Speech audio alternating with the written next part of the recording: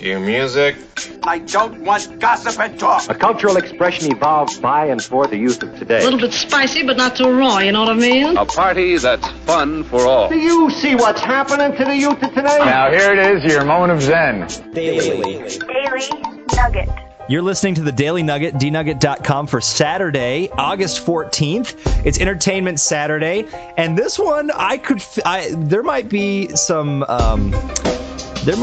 tears shed by at least Janelle here, or maybe even some fisticuffs. Yes, one or the other, because we got a great panel here. Brad, our friend from Alaska, who is a mountain man for real. Janelle is here, Jenn is here, Sam is here, I'm Andy, and now Janelle has been on occasion known to give us, survival tips as an added bonus to Daily Nugget listeners that you've learned from Man vs. Wild, right?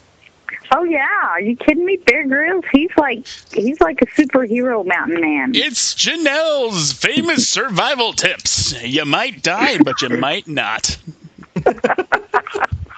But Brad, he teaches me how to do all kinds of things. All right, Brad. Well, what do you think about this? Being a mountain man in Alaska, what do you think about Bear Grylls? Other than he has the most manly name ever. I think the best survival tip that I can give regarding Bear Grylls is just not to listen to anything Bear Grylls says or does. Oh, that's the best survival tip I can. Why don't you tell us how you really feel? I mean, don't hold back. So what's this aggression against Bear Grylls? Why do you hate him so? Well, you know what? Living in Alaska, I've done a couple of things, seen some things, done a few things in outdoors that have added to my knowledge of survival. And I also don't own a TV, so all of this is, I'm going to preface by saying I've watched maybe 4 shows where Bear Grylls is on, but in most of those, he doesn't really display really good common sense at times. Let me give one example. I watched the one Rocky Mountains. He's supposedly he has this camera crew and they don't help him, and he's out there living the dream, living in the wild, and surviving against nature. Well, he comes across this river and decides, I'm going to jump into the river and float down. That's ridiculous. But I was like, okay, I'll go with this. Class 2 rapids, will float down, whatever, moron. But when they show him climbing, like wading into the water, he's just wading in the water with what he's got on.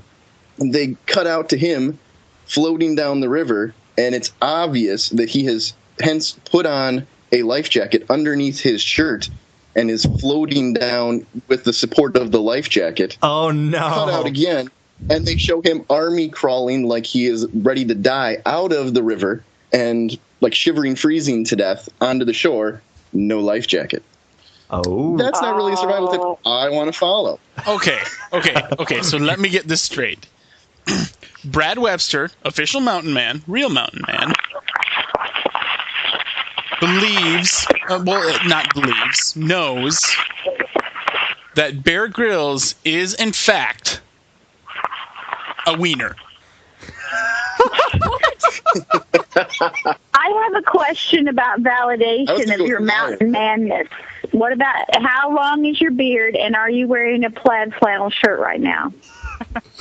You should it's see actually his kind of Facebook warm in Alaska page. for my standards. It's really warm in Alaska for my standards right now. I was wearing a flannel shirt earlier. I'm now just wearing a T-shirt because it's a little too hot out. It's about probably 55 degrees and raining. Beautiful weather today. My.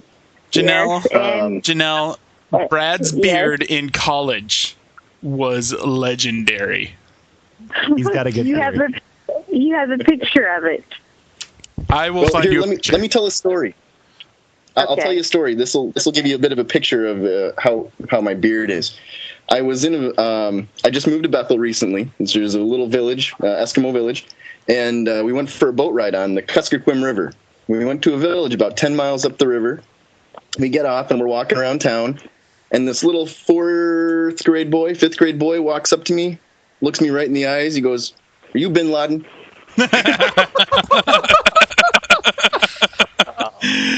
Oh my goodness!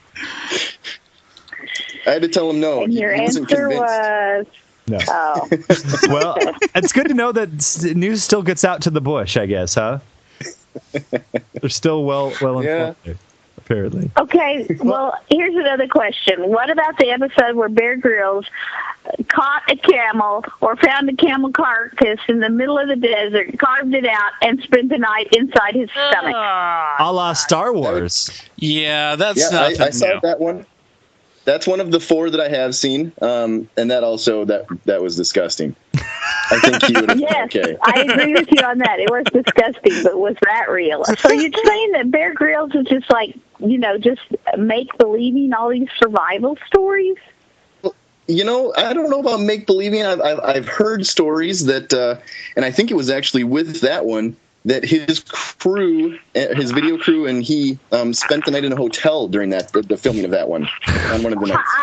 I don't know if that's true. I'm not going to validate whether that's accurate or not, but I can only tell you what I know. And the other one that I have watched, which makes me really not a fan of Bear Grylls and the reliability of what he says, is the one. Did you guys see the one where he was on there with Will Ferrell? No. Anybody? No. Okay, he did one with Will Ferrell. It was hilarious. Probably the best one, but extremely inaccurate. I think within the first 5 minutes, they're showing him dropped off in the middle of nowhere, Canada, or I think it was Canada. Something. Dropped off in the middle of nowhere. In the middle tundra. of Toronto. And they've got the little thing in the bottom corner showing the temperature every once in a while. They said it was 15 below and Bear Grylls wasn't wearing a hat. I'm sorry. No. I know some pretty manly people, and you just don't do it. I mean, even if you can, you don't. It's just ridiculous. Yeah, that's dumb. So if you're going to take survival tips from somebody who is voluntarily putting themselves at risk of frostbite, then maybe you not want to really hand them a whole heck of a... Well, it's the little things that count. I found an article from The Sun, too, that apparently, according to some people that are close to the show, there was an episode where he was going to try to wrestle a grizzly bear, and they were going to try to hire a tame grizzly for the shot, but that fell through. So they asked him to find a bear suit to put one of the producers in so he could wrestle someone in a bear suit. What? That's believable. Yeah, Bear Grylls. Oh, my. Grylls, let's follow him. Yes. Okay, here's another question. What about the TV show Dual Survivors? Have you watched that show? No, I have not It's heard. like the hippie I've seen reviews for it. On a TV. Oh, you don't watch TV. That's right. You're out there in the boondocks. Well. So sorry, Janelle. I'm lucky to have cell reception. Well, there's this like TV show, this hippie and a survivalist, and he used to be in the military or something, special forces. They fight all the time. The hippie doesn't wear shoes. They hadn't worn shoes for 10 years. Is your bubble been burst a little bit about Bear Grylls? A little bit. It's like his hero status has gone way downhill now. Now that I know the truth, I'm a little It's okay. sad. Yeah. You can have a real hero now in Brad Webster, because he is the true mountain man. He is the true mountain man, and Bear Grylls is a wiener. Although, Brad, when you said Bear Grylls was living the dream by being in the wilderness without anything else, I was thinking, I don't know if that's necessarily my dream. Like, I like nature, but being out in nature with nothing, I don't know if that's a dream for me. Honestly, the only it's communing the dream, with nature for me is when I'm being called by nature. And answering that call? I answer that call and quickly return to what I'm doing. Leave it to Sam to always take us to the toilet. That's what I'm talking about. All right, we do have some Nugget hate mail today. NuggetHateMail@gmail.com, or you can just go to dnugget.com. There's a little form there. And this is from someone talking about Janelle's meltdown. When I heard good. the return of mom pants, I too had a meltdown, just like Janelle. How can this be? What's next? Will Kathy Lee and Hoda start wearing them? We all know what fashion icons they are. Is the world coming to an end? Encouraged by your broadcast, and that others feel the same I do. You know, if they start wearing, Kathleen, if they start wearing mom pants, we're all in trouble. I am not joking here. Are they really like the face of fashion right now? Am I out of the loop somehow? Well, actually, I wouldn't call it the face. More the butt. If they're modeling the mom pants, they are the butt of fashion. Okay. I'm asking, does everybody look to them for fashion advice right now? The high-waisted butt, if you will. Oh my goodness. Everybody that's crazy does, but not us sensible ladies, Jen. We don't. Well, sometimes they call those the sensible jeans, so. I want to know how those are sensible at all. The mom pants. Yeah, they don't make sense. They're an oxymoron. How can you? I mean, you don't want me to get started on that, do you? No, Wait. When you wear mom pants, you can. It doesn't matter what size your waist is. You're going to be able to fit 2 extra hams in your pants. Which is the whole point, I guess. I mean, elastic. It's just like wearing sweats. That's the whole point. No fuss. Yeah. Hams in the pants. Where do you go from there? That's the Nugget. That's the Daily Nugget. Sam has some.